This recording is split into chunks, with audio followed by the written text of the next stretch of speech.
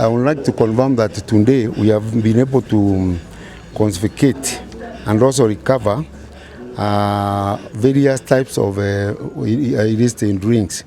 They include Jumbo Ice, also Changa, as you can see here, methanol, and other counterfeit drinks. First of all, I want to thank this team for a job well done, and I want to encourage them to keep it up, and we ensure that we can get rid of these counterfeits from this area completely. Also, we are able to recover quite a number of drugs.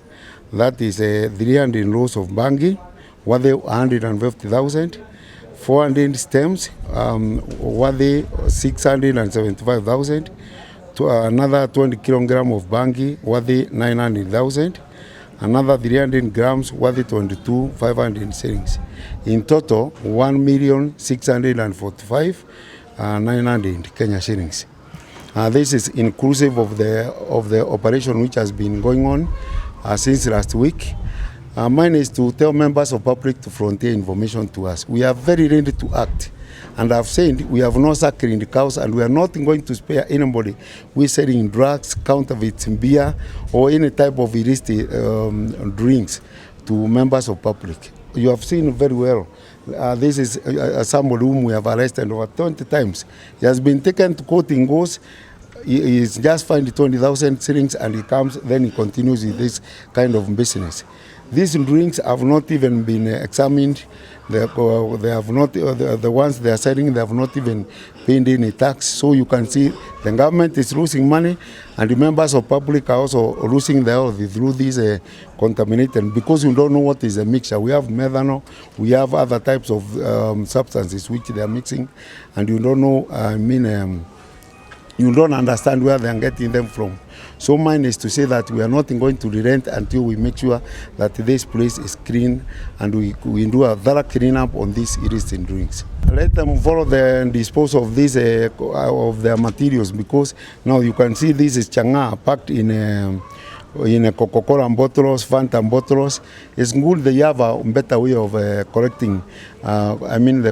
Collecting their containers after they have sold to the members of public. They are moving from Mwikuirwo, ending to what they are doing now is oaking, but they are not preparing that place, because we have been there, we have poured, we have even burned those instruments, we have destroyed the tanks and the plastic containers which they have been using. And the operation is still continuing. Somebody like him who has been brewing this beer for that long time, then when he's fined 20,000, you just pay and come out and continue the business. As we are working for one government, let us assist one another. We are working as a Mutianje's team, and when we have all these efforts made, we need to ensure that these people get deterrent sentence. Leo katika vita dhidi ya madawa hizi na pombe haramu, tumefika kiwango ambacho hatujawahi fika. Huyu mzee ambaye tunashukia mwenye pombe hii ni mzee wa miaka 84, na ni mzee ambaye tunasemaga ni notorious.